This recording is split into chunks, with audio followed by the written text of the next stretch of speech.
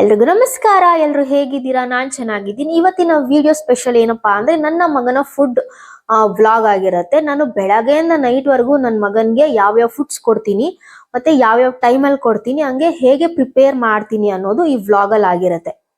So ಏನಕ್ಕೆ ಈ video ಇವಾಗ ಅಂದ್ರೆ, ನನಗೆ ಸುಮಾರು ತಿಂಗಳುಗಳಿಂದ ಎಲ್ಲರೂ ಕೇಳ್ತಾನೆ ಇದ್ರು, ನಿಮ್ ಮಗು ಎಷ್ಟು ಚೆನ್ನಾಗಿದೆ, ಗುಂಡಾಗಿದೆ, ಏನ್ ಫುಡ್ ಕೊಡ್ತೀರಾ, ಗ್ರೇಪ್ ವಾಟರ್ ಕೊಡ್ತೀರಾ, ಮತ್ತೆ ಅನ್ನ ಕೊಡ್ತೀರಾ, ಬೇರೆ ಏನೇನ್ ಕೊಡ್ತೀರಾ ನಿಮ್ ಮಗುಗೆ, ನಮ್ಮ ಹತ್ರನು ಶೇರ್ ಮಾಡ್ಕೊಳ್ಳಿ, ಇಲ್ಲ ಹಾಟ್ ವಾಟರ್ ಯಾವಾಗ ಯಾವಾಗ ಕೊಡ್ಬೇಕು, ಬಿಸಿನೀರ್ನ ಅಂತೆಲ್ಲ ಕೇಳ್ತಾನೆ ಇದ್ರಿ. ನಾನು ಇನ್ಸ್ಟಾಗ್ರಾಮ್ ಅಲ್ಲಿ ಸುಮಾರು ಜನಕ್ಕೆ ರಿಪ್ಲೈಯೂ ಸಹ ಮಾಡಿದ್ದೆ.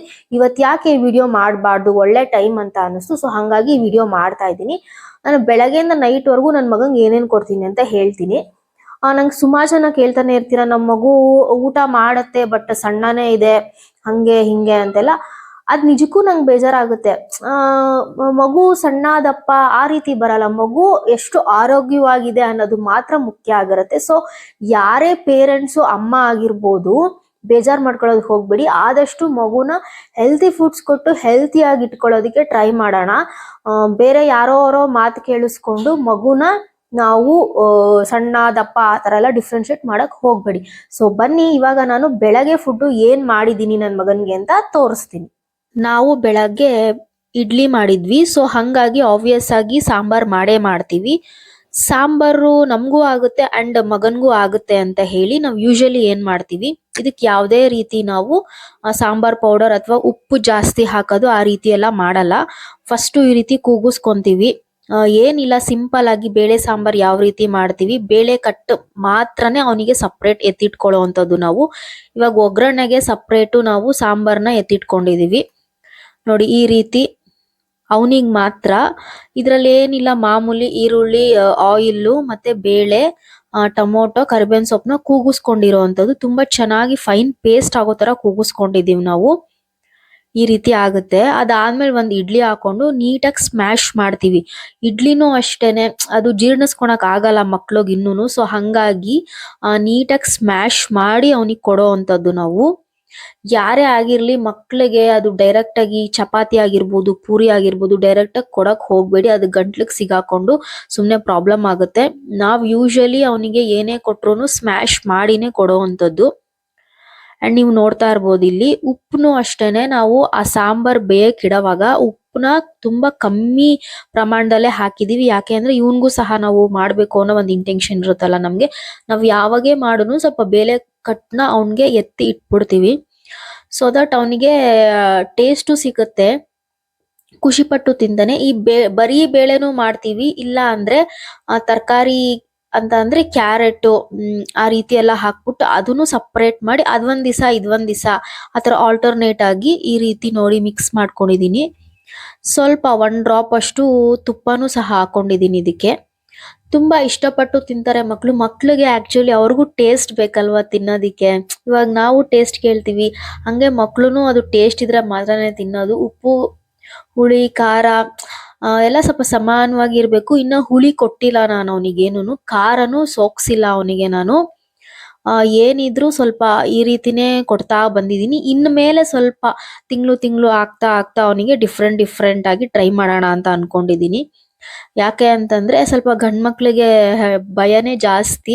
ಅವ್ರು ಏನ್ ತಿಂದ್ರು ಕರ್ಗಿಸ್ಕೊಳಲ್ಲ. ಆದ್ರೆ ಹೆಣ್ಮಕ್ಳು ತಿಂದ್ರು ಕರ್ಗಿಸ್ಕೊಂತಾರೆ ಅಂತ ಗಾದೆನೇ ಇದೆ ಯೂಶಲಿ. ಎಲ್ರು ಹೇಳ್ತಾರೆ ಅದನ್ನ. ಸೊ ಹಂಗಾಗಿ ನೋಡಿ, ಈ ತರ ನೀಟಾಗಿ ಸ್ಮ್ಯಾಶ್ ಆಯ್ತು. ಅದ್ ಒಂಥರ ನೈಸ್ ಆಗಿರ್ಬೇಕು. ಅವರು ಬಾಯಲ್ಲಿ ಇಟ್ಟಿದ ತಕ್ಷಣ ಬೆಣ್ಣೆ ತರ ಕರ್ಗೋ ತರ ಇರ್ಬೇಕು ಮಕ್ಳಿಗೆ. ಆಕ್ಚುಲಿ 1 ಇಯರ್ ವರ್ಗುನು ಆಲ್ಮೋಸ್ಟ್ ನಾವ್ ಈ ರೀತಿನೇ ಮಾಡಿ ಕೊಡೋ ಅಂಥದ್ದು. ಸುಮ್ನೆ ಗಟ್ಟಿ ಪದಾರ್ಥ ನುಂಗೋದಿಕ್ಕಾಗಲ್ಲ, ಆಮೇಲೆ ಅವ್ರಿಗೆ ಮೋಷನ್ ಹೋಗ್ಬೇಕಾದ್ರೂ ಸುಮ್ನೆ ಪ್ರಾಬ್ಲಮ್ಸ್ ಆಗುತ್ತೆ ಅಂತ ಹೇಳ್ಬಿಟ್ಟು ನಾವು ಈ ರೀತಿ ನೋಡಿ ಕೈಯಲ್ಲಿ ಹಿಂಗೆ ಮುಟ್ಟಿದ ತಕ್ಷಣ ನೀಟಾಗಿ ಸ್ಮ್ಯಾಶ್ ಆಗೋಗುತ್ತೆ. ಇದನ್ನ ತಿಂದು ಆರಾಮಾಗಿ ಸ್ವಲ್ಪ ಹೊತ್ತು ಮಲಗಿರ್ತಾನೆ. ಯೂಶಲಿ 9-9:30 ಹಂಗೆ ಎದೊಳ್ತಾನೆ. 10 ಗಂಟೆಗೆಲ್ಲ ಅವನಿಗೆ ಬ್ರೇಕ್ಫಾಸ್ಟ್ ಕೊಡ್ತೀವಿ.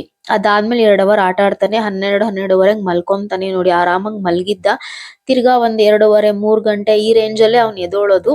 ಸೊ ಅದಾದ್ಮೇಲೆ ಬೇರೆ ಫುಡ್. ನನ್ನ ಮಗನ್ಗೆ ಏನ್ ಟಿಫನ್ ಕೊಟ್ಟೆ ಅಂತ ನೋಡ್ಕೊಂಡ್ ಬಂದ್ರಿ. ಈಗ ಮಧ್ಯಾಹ್ನಕ್ಕೆ ನಾನು ನನ್ನ ಮಗನ್ಗೆ ರಾಗಿ ಸರಿ ಕೊಡ್ತೀನಿ.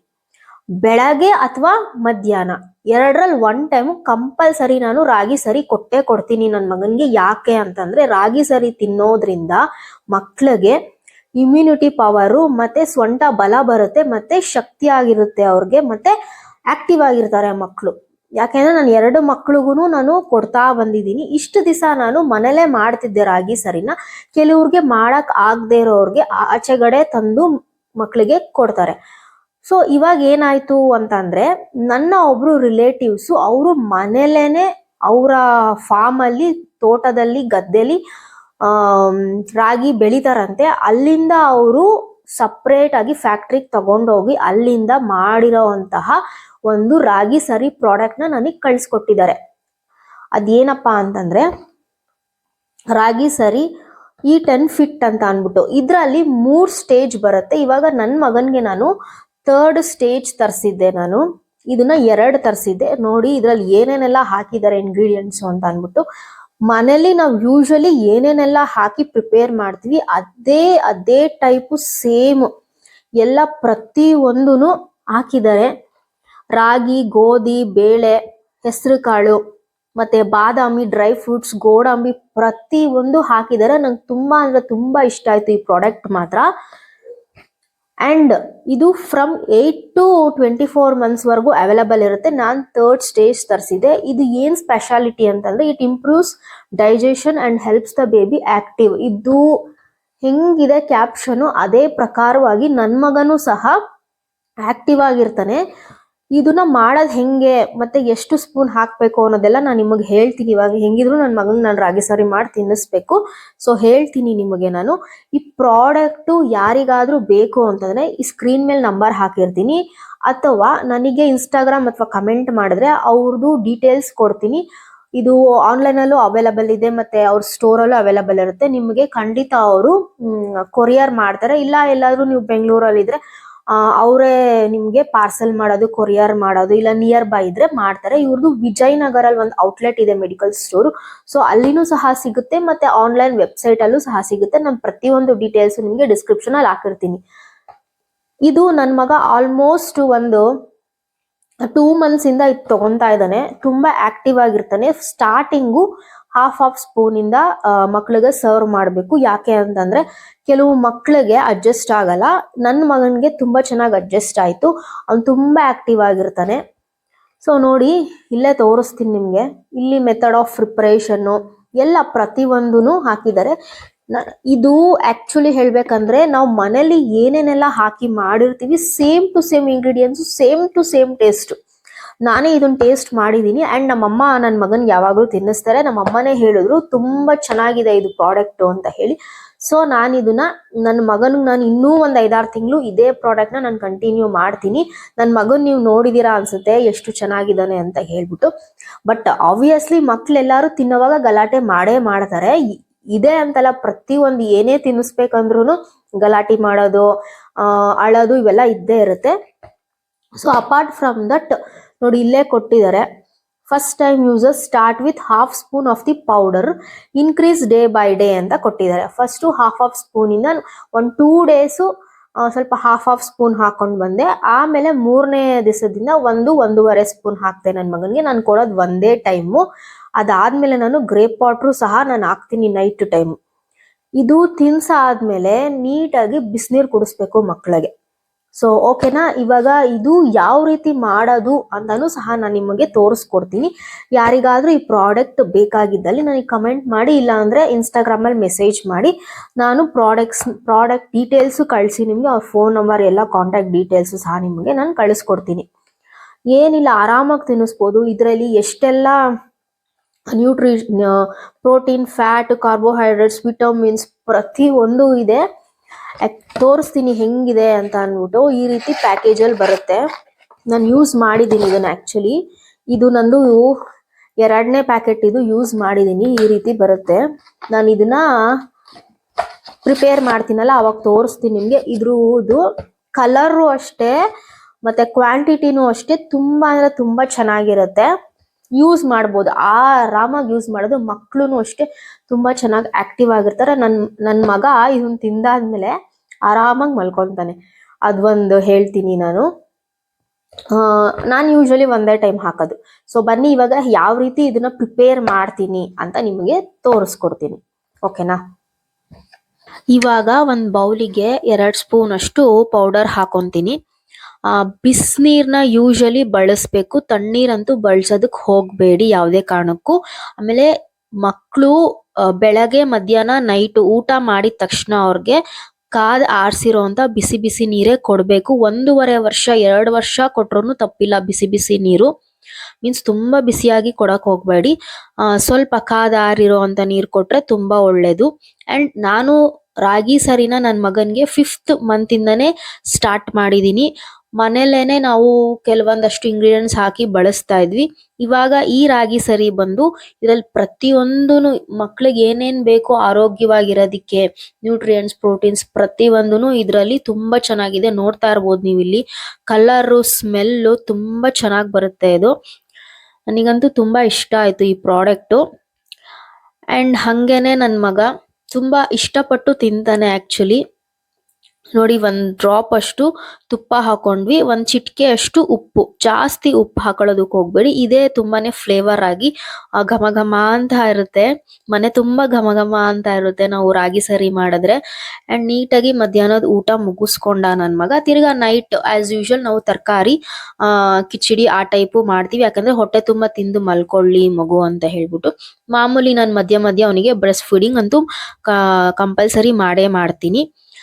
ಅಂಡ್ ಈ ವ್ಲಾಗ್ ಇಷ್ಟ ಆದ್ರೆ ನಂಗೆ ಲೈಕ್ ಮಾಡಿ, ಹಂಗೆ ನಿಮ್ಮ ಅಭಿಪ್ರಾಯನೂ ಸಹ ತಿಳಿಸಿ. ಸೊ ಈಗ ಫುಲ್ಲು ವ್ಲಾಗ್ನ ನೋಡೋದಿರಾ ಅಂತ ಅನ್ಕೊಂತೀನಿ. ಯಾವ್ಯಾವ ರೀತಿ ಫುಡ್ ಕೊಡ್ತೀನಿ ನಾನು ನನ್ನ ಮಗನ್ಗೆ ಅಂತ. ಏನಿಲ್ಲ, ಸಿಂಪಲ್ಲು. ನಾನು ಅವನಿಗೆ ಫ್ರೂಟ್ಸ್ ಅಂತ ಏನು ಕೊಡ್ತೀನಿ ಅಂತಂದ್ರೆ ಆ್ಯಪಲ್ 1 ತಿಂತಾನೆ, ಅದು ತಿಂದ್ರೆ ತಿಂದ, ಇಲ್ಲ ಅಂದ್ರೆ ಇಲ್ಲ. ಅದಾದ್ಮೇಲೆ ವೆಜಿಟೇಬಲ್ಸ್ ಅಂತ ಅಂದ್ರೆ ಅದೇ ನಾನು ಕಿಚಡಿ ಆ ಥರ ಎಲ್ಲ ಮಾಡಿದಾಗ ವೆಜಿಟೇಬಲ್ಸ್ ಅದರಲ್ಲೇ ಹಾಕಿ ಸ್ಮ್ಯಾಶ್ ಮಾಡಿ ಅವನಿಗೆ ಕೊಡೋವಂಥದ್ದು. ಅದಾದ್ಮೇಲೆ ಕಂಪಲ್ಸರಿ ನಾನು ಅವ್ನು ಡೇ 1 ಹುಟ್ಟಿದಾಗಿಂದ ಇಲ್ಲಿವರೆಗೂ ಬ್ರೆಸ್ಟ್ ಫೀಡಿಂಗ್ ಕಂಪಲ್ಸರಿ. ನಾನು ಯಾವುದೇ ರೀತಿ ಮೇಲ್ ಹಾಲು, ಹಸು ಹಾಲು ಯಾವುದು ಹಾಕ್ತಿಲ್ಲ ನಾನು.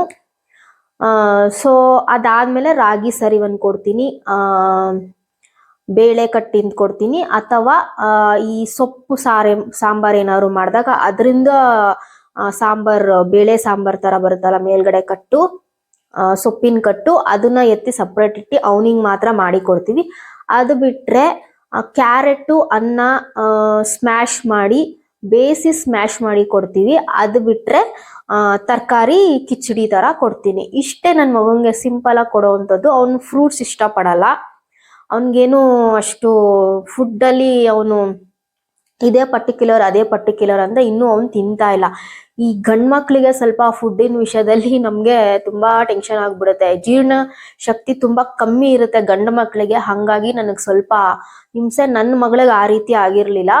ಅಂಡ್ ಇನ್ನೊಂದು ಏನಪ್ಪಾ ಅಂತಂದ್ರೆ, ನನ್ನ ಮಗನ್ಗೆ ನಾನು ಇನ್ನೂ ನಾನ್ ವೆಜ್ ಆಗ್ಲಿ ಮೊಟ್ಟೆ ಆಗ್ಲಿ ಏನು ಕೊಟ್ಟಿಲ್ಲ. ಯಾಕೆ ಅಂತಂದ್ರೆ ನಾವಿನ್ನೂ ಧರ್ಮಸ್ಥಳಕ್ಕೆ ಹೋಗಿ ಫುಲ್ ಬೋರ್ಡ್ ಎಲ್ಲ ಓಡ್ಸಾದ್ಮೇಲೆ ನನ್ನ ಮಗನ್ಗೆ ನಾನು ನಾನ್ ವೆಜ್ ಕೊಡೋ ಅಂಥದ್ದು.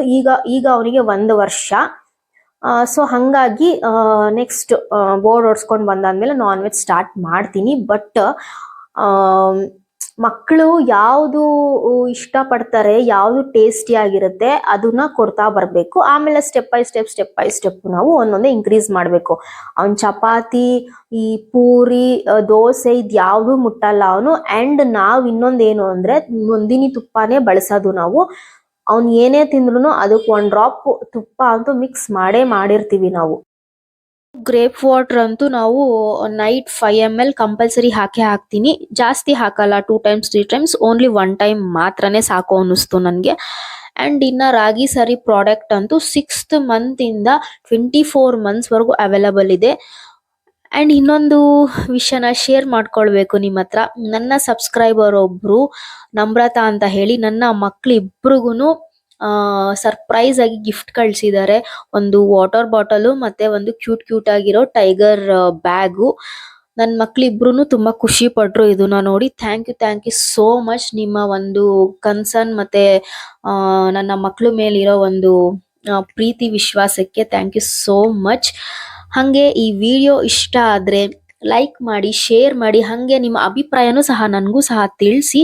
ನಿಮ್ಮ ಮನೇಲಿ ನಿಮ್ಮ ಮಕ್ಕಳಿಗೆ ಯಾವ ರೀತಿ ಫುಡ್ ಕೊಡ್ತೀರಾ, ಯಾವ್ಯಾವ ರೀತಿ ನೀವು ಫುಡ್ನ ಪ್ರಿಪೇರ್ ಮಾಡ್ತೀರಾ ಮಕ್ಳಿಗೋಸ್ಕರ ಅಂತ ಹೇಳಿ, ಸೊ ದಟ್ ನನಗೂ ಕೂಡ ಒಂದು ಐಡಿಯಾ ಬರುತ್ತೆ.